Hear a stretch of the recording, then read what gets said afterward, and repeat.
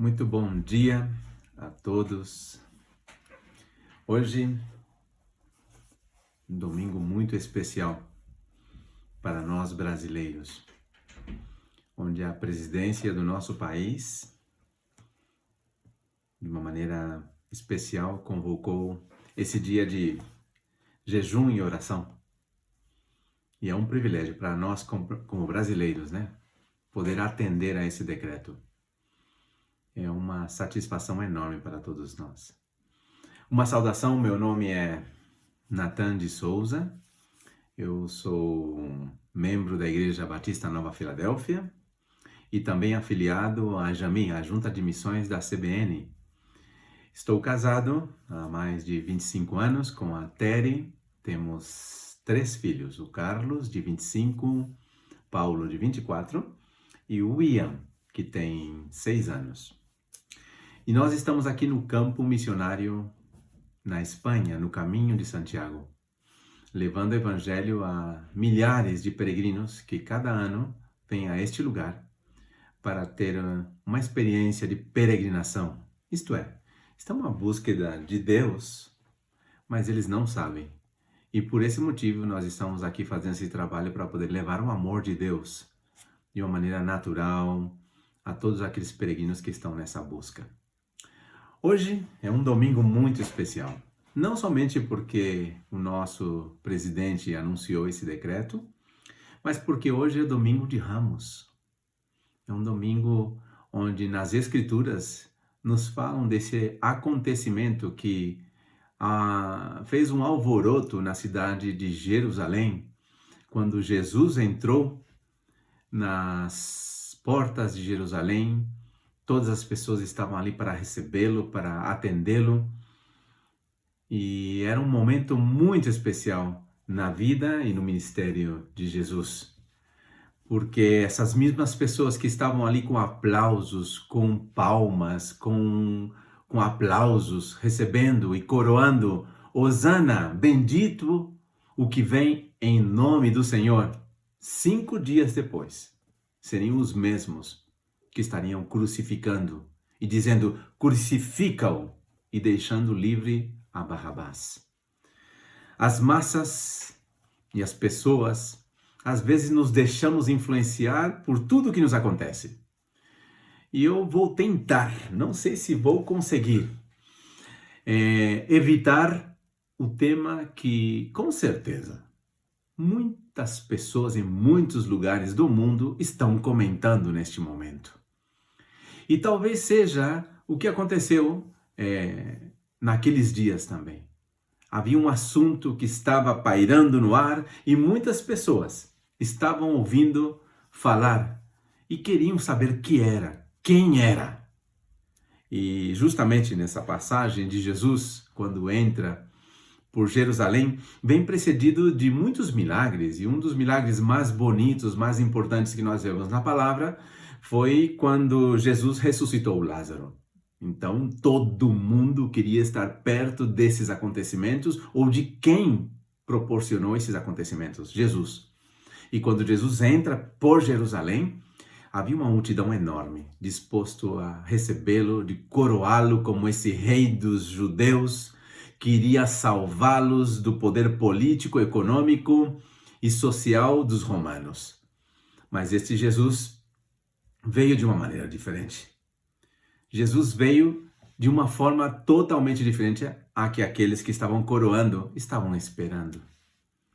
Hosana, bendito o que vem em nome de Jesus.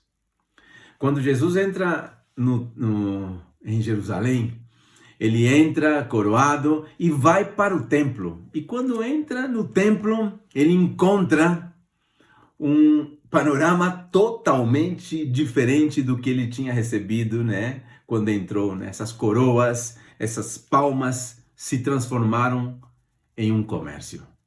Entra Jesus no templo e encontra um espetáculo triste de cambistas, de vendedores, de pombas, de sacrifícios. Era um lugar que deveria ser chamado, como Jesus mesmo fez o enunciado, né? Jesus ele anunciou, o que vocês fizeram com a minha casa? Diz o texto de Isaías, que foi o que Jesus mencionou, Isaías 56, também os levarei ao meu santo monte e os festejarei na minha casa de oração. Os seus holocaustos e os seus sacrifícios serão aceitos no meu altar, porque a minha casa será chamada casa de oração para todos. E o que Jesus encontra ali foi todo o contrário. Encontrou que essas pombas e os sacrifícios estavam sendo negociados pelos sacerdotes para vender às pessoas pobres.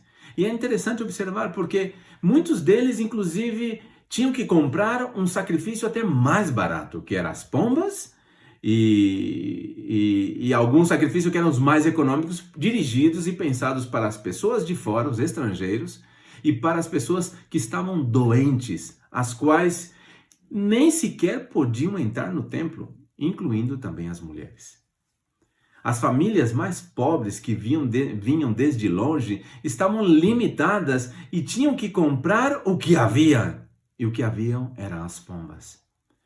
Jesus, ele não chegou nem a comentar nada com ninguém, não chegou a perguntar nada a nenhum líder, nenhum sacerdote. O que ele fez? Imediatamente, ao ver este panorama, expulsou todo mundo, como diz a palavra do Senhor em Marcos. Não era somente um assunto espiritual, era um assunto político, era um assunto social, econômico. E Jesus utiliza outra palavra, utiliza Jeremias 7,11 e diz: pois esta casa, que se chama pelo meu nome, está transformada em uma caverna de salteadores aos vossos olhos. Eis que eu mesmo vi isso, diz o Senhor. A profecia de Jeremias se fez cumprida. O Senhor adverte em relação à importância de não confiar no templo, ou aqueles que estão no templo, mas confiar no Deus do templo. Lembre-se bem dessa frase. O pertencer às coisas de Deus não te dá garantia de que você está perto de Deus. O templo para os judeus era algo muito importante. É algo muito sagrado e especial. Esse templo que nós acabamos de ler da passagem é o templo que Herodes mandou construir e demorou mais de 50 anos para poder terminar. E não era alguma coisa qualquer. Era um templo, depois nós vamos comentar um pouquinho mais na frente. Para os judeus e os israelitas, os templos eram algo significativo. O povo de Israel, ele cresceu perto do templo, porque o templo foi feito e criado com um propósito muito claro, para que seja um lugar onde a presença do Senhor vai estar ali. E é um lugar onde o povo vai ter um encontro com Deus ali. Isso foi o que o povo de Israel sentiu quando saiu do Egito. Isso foi o que Deus colocou no coração de Moisés de construir um tabernáculo, ainda que fossem tendas, mas Deus queria um encontro com o seu povo. E foi naquele lugar, no tabernáculo, nessas tendas, onde ele tinha esse encontro com o ser humano. Era um encontro do divino com o humano. Como pode, o Criador dos céus e da terra querer relacionar-se conosco? Isso foi o que Deus colocou no coração de Moisés para fazer. E anos depois, Davi estava passeando pela sua casa, pelo seu palácio, e ele vai e olha pela janela apoiado e vê que ele mora em um palácio e o seu Deus mora em tendas. E ele decidiu, naquele momento, não pode ser assim. E então foi quando mandou construir, ou pelo menos planejou, fez os planos, mas quem realmente levantou o templo, no qual Deus tinha mostrado e colocado no coração de Davi, foi o seu filho Salomão. E foi baseado em 1 de Reis, capítulo 8, versículo 27 ao 30. E olha só os propósitos pelos quais foram criados o templo. Diz assim: mas na verdade habitaria Deus na terra. Eis que os céus e até os céus dos céus não te podem conter, quanto menos essa casa que eu tenho edificado. Volve-te, pois, para a oração do teu servo e para a tua súplica. ó Senhor Deus meu, para ouvires o meu clamor, a oração do teu povo, hoje faz diante de ti, para que os teus olhos, noite e dia, estejam abertos sobre esta casa, sobre este lugar do qual disseste, o meu nome estará ali, para ouvires a oração do teu servo que faz neste lugar. Ouve, pois, a súplica do teu servo, do teu povo de Israel, quando orarem neste lugar. Também ouve tu, no lugar da tua habitação dos céus. Ouve também e perdoa. Um lugar de encontro, um lugar de relacionamento. Não era somente o sacrifício do perdão dos pecados, não. Era que Deus estava desejando ter um encontro com o ser humano. E conclui em 1 de Reis, capítulo 8, versículo 40 e 41. Olha só. Para que te temam todos os dias que viverem na terra, que desde os nossos pais, e também o ouve ao estrangeiro, que não for do teu povo de Israel, porém, se vier a estas terras remotas, por amor do teu nome. Isto é, em outras palavras, o que o povo de Israel queria não era somente ter um lugar para ter um encontro com Deus, mas também um lugar onde todos os povos pudessem vir e também conhecer ao Deus de Israel. Assim que o templo era um lugar mais que sagrado. Era um lugar, socialmente falando, de um lugar íntimo, de poder encontrar com seu Criador, com o seu Deus. Mas veja bem, como o ser humano se equivoca. Como o ser humano erra, né? E confunde às vezes os lugares. Isso acontece conosco também. Porque esse mesmo templo no qual foi construído por Salomão foi 2 vezes destruído. E foi quando esse templo que nós estamos lendo no Evangelho, que estão todos os Evangelhos, ele foi construído, mandado construir pelo rei Herodes. E esse templo era bem diferente dos outros 2 originais. E esse templo que nós acabamos de ler tem uma separação entre homens e mulheres. E tinha um lugar muito interessante, o qual gostaria de chamar a tua atenção.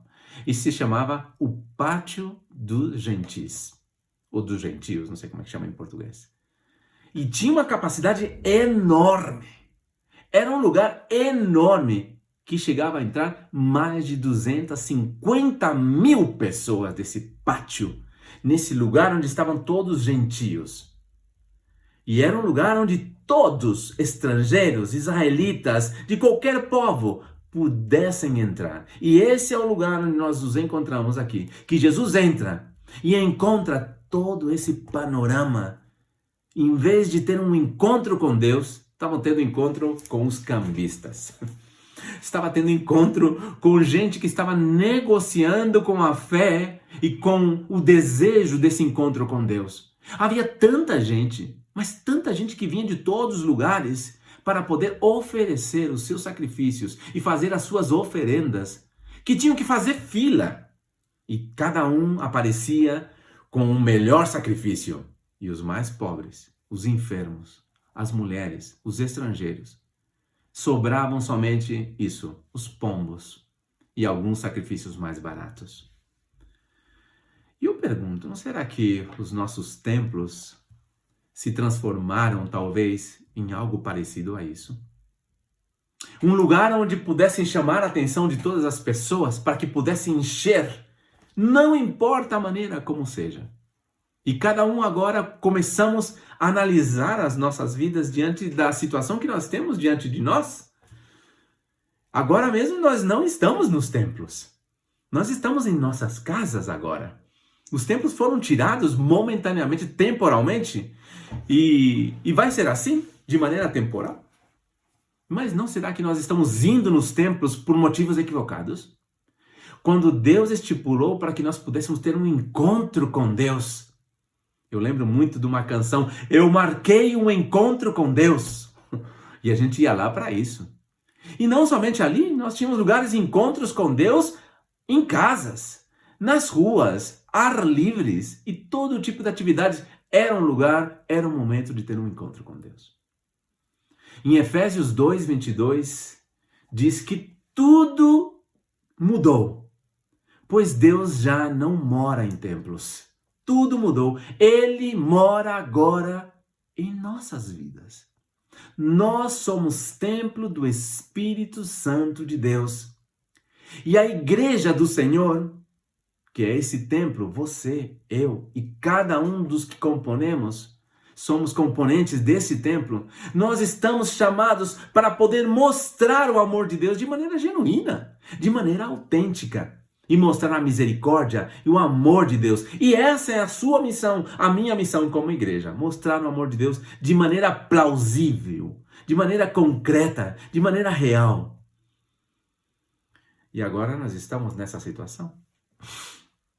Temos a oportunidade, como diz em 1 Coríntios capítulo 6, versículo 19, ou não sabeis que vosso corpo é o templo do Espírito Santo que habita em vós, que provém de Deus, não é de vós mesmos?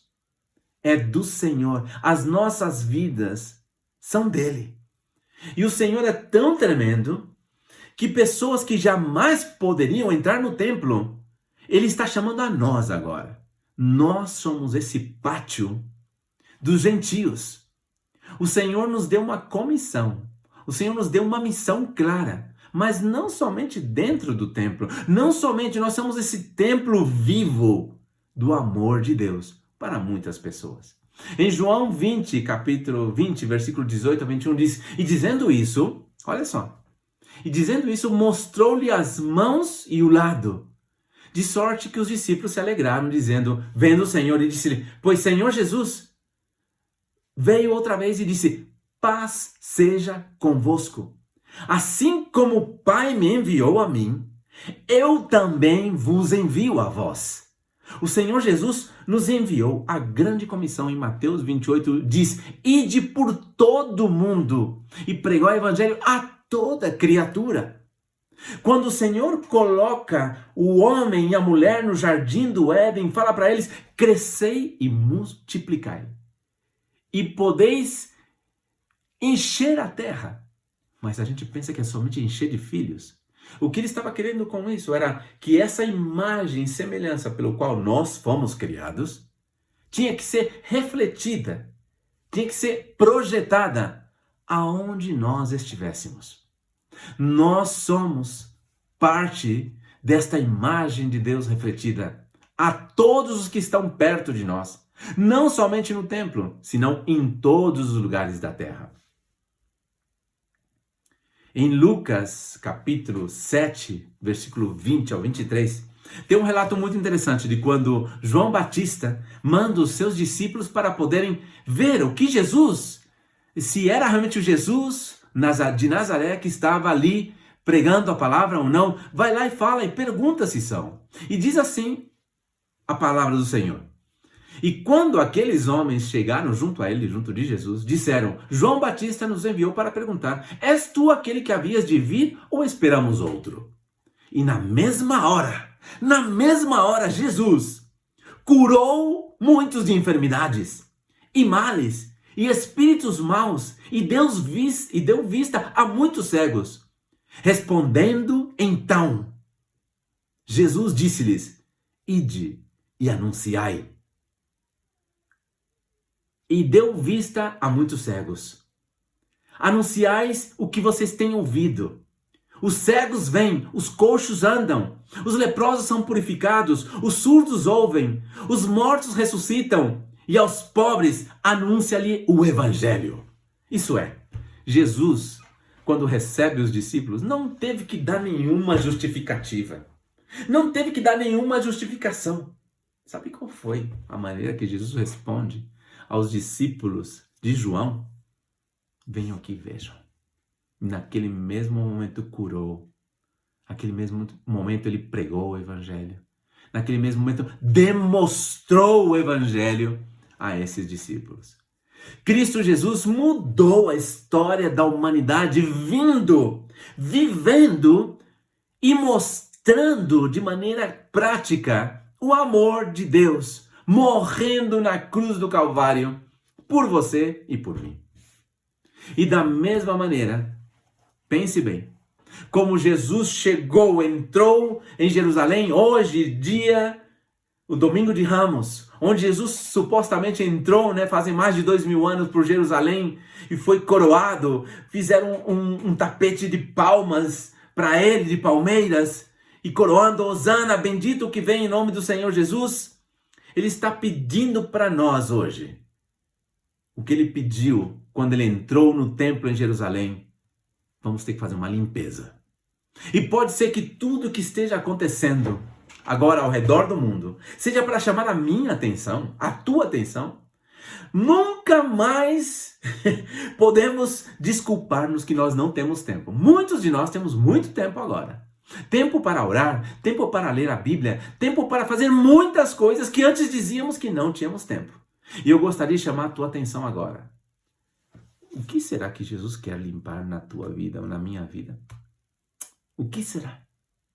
O que será que há aqui algum cambista ou algumas coisas que estão aqui atrapalhando e não estão deixando que o Evangelho ou que a minha vida ou que esse templo do Espírito Santo de Deus seja um pátio dos gentios, onde as pessoas, quando se aproximem de mim, possam ter a oportunidade de encontrar Jesus, ou de receber uma palavra, ou receber um abraço. Agora é o melhor tempo para poder falar de Jesus.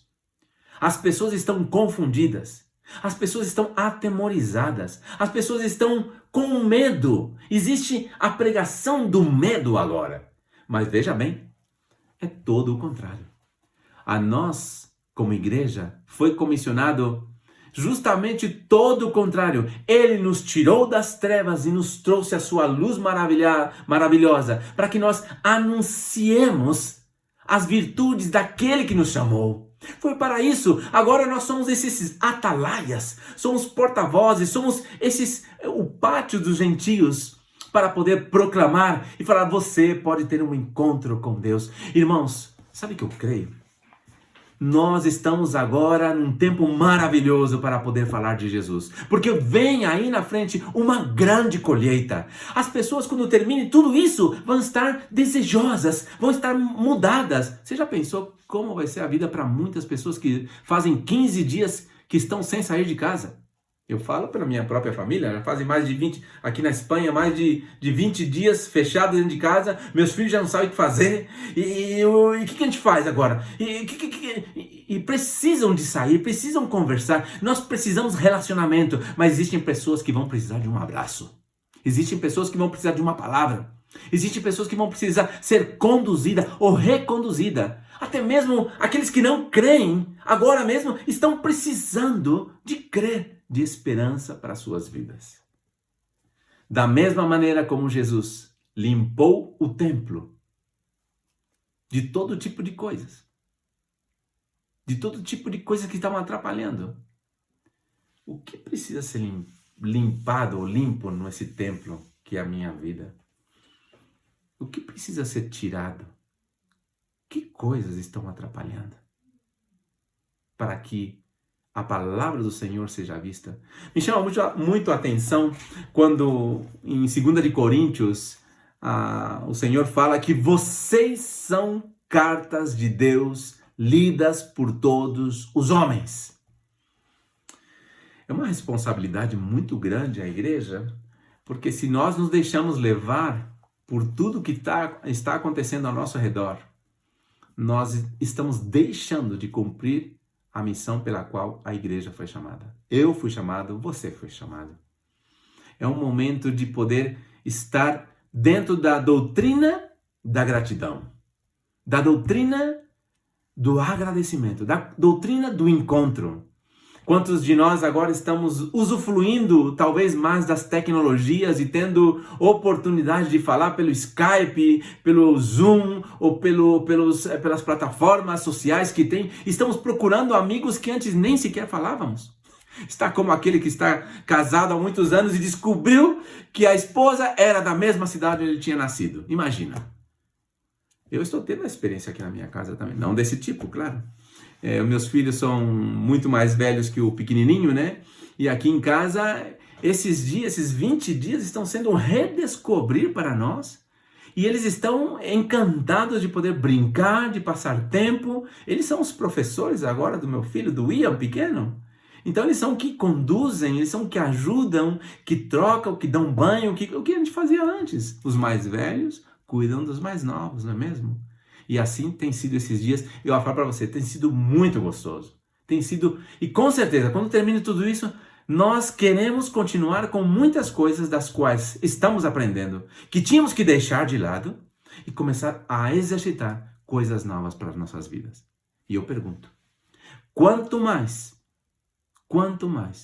aqueles que não têm esperança, quanto mais aqueles que não têm a Jesus. A colheita, meus amados, vai ser muito grande, vai ser tremenda, e nós temos que estar preparados para poder acolher. Pense bem agora no templo. Todo mundo agora vai querer ir para o templo. Todo mundo vai querer ir para o pátio dos gentios. E lembre-se, você vai ter a oportunidade de poder levar uma pessoa com você para a igreja. Você vai ter a oportunidade de acompanhar, de convidar outros para louvar. Imagine juntos outra vez, louvando ao Senhor, levantando as mãos, e você escutar o coro da igreja cantando, todos juntos. Isso vai tocar a muitas vidas. Escutar a pregação do Senhor, escutar o nosso pastor Brás, que a semana passada esteve compartilhando da palavra com essa paixão, com essa emoção, com essa entrega. Imagine, isso é pelo vídeo que você está me escutando agora. Imagina na igreja, um pecador que precisa escutar do Senhor, você cristão que precisa ser tocado, que precisa ser reativado. Tudo isso vai se multiplicar, isto é, a colheita vai ser muito grande. E eu quero convidar a você a deixar o medo de lado, a deixar a vergonha de lado, a deixar o pecado de lado, a deixar a religiosidade, a deixar a comodidade. Você que talvez não ia na igreja, a partir de agora eu vou à casa do Senhor. Eu e minha casa serviremos ao Senhor. Vamos deixar tudo aquilo. Eu não gosto da igreja por causa do louvor. Eu não gosto da igreja por causa da pregação. Não. Se acabou tudo isso. Ninguém vai na igreja por causa de você. Nós vamos ali, sabe para quê? Para ter um encontro com Deus. Aleluia. Eu marquei um encontro com Deus. Eu marquei um encontro com Deus e eu vou lá. Eu quero ter esse encontro junto com os meus irmãos. E coisas maravilhosas acontecem. Diz a palavra do Senhor que quando nós estamos unidos, quando o povo de Deus está unido, é algo maravilhoso. É algo que chega ao coração de Deus. É que eu sei o versículo em espanhol. Mirad cuán bueno y cuán delicioso es cuando el pueblo del Señor se reúne. Es como el aceite, o óleo que desce pela barba de Arão. É uma delícia poder estar juntos. Mas mais ainda, é poder estar juntos com o Senhor. Que o Senhor nos abençoe. Que o Senhor te abençoe. Ajoelhe onde você está agora. Faça de maneira natural. Lembre agora ou deseje estar naquele pátio grande dos gentios. Deseje estar na igreja com a tua família, com as tuas crianças, com o teu amigo, com o teu vizinho. Ajoelhe agora onde você está. Abaixa a tua cabeça. Ora ao Senhor. Que áreas tenho que deixar? Senhor, quero ser um seguidor autêntico. Senhor, eu quero ser um cristão que realmente lê a tua palavra. Não quero somente estar alimentando o Senhor do que eu escuto, mas também daquilo que o Senhor fala ao meu coração, à minha vida. Vamos orar ao Senhor. Pai amado, muito obrigado. Muito obrigado pela tua palavra. Obrigado pelo nosso país. Obrigado, Senhor, pelo decreto tão importante no qual nos unimos todos hoje, Senhor. E aqueles que ainda estavam pensando, Senhor, você está a tempo. Une em oração, em jejum. Oro por todos aqueles que estão nos vendo, Senhor. Tanto os irmãos como os nossos amigos, que estão todos dentro de casa. Muitos, Senhor, em outros lugares, como aqui na Espanha, na Itália, na China, perderam seus familiares. Oramos por consolação e auxílio para essas famílias, Senhor. Agora mesmo, Senhor, há um irmão nosso em Málaga, Senhor, que está na UTI. E ele está em paz, está tranquilo. E ele falou, eu estou mais preocupado com a Marta, minha filha, que ela volte para os caminhos do Senhor. E esta é a nossa oração, Senhor. Que tudo isso venha a produzir, Senhor, frutos de arrependimento. Frutos, Senhor, de lábios que confessam o teu nome. Frutos, Senhor, de um encontro um desejo de encontro contigo na minha casa, com a minha família e também, Senhor, com aqueles que precisam de Ti. Nós pedimos em o nome de Jesus. Cuida de cada um de nós, Senhor. Aqueles que estão sós, aqueles que precisam de uma palavra, aqueles que precisam de um consolo, Senhor. Essa pessoa, Senhor, que precisa desta cura agora, Pai. Queremos crer em nome de Jesus, que já não precisa comprar um pombinho, não. Porque o Senhor pagou o sacrifício na cruz do Calvário por você. E você não precisa comprar nenhum sacrifício. Ainda que você tenha ou não tenha condições, o Senhor Jesus pagou por você. Ele foi o último sacrifício. E a razão desse sacrifício, nós podemos ter vida e vida em abundância. E poder sair daqui, da nossa casa, ir para o templo, para o pátio e poder ajudar, Senhor, a que outros tenham um encontro contigo. Muito obrigado por tudo. Em o nome de Jesus. Amém. Que o Senhor abençoe. A paz do Senhor para todos. Tchau.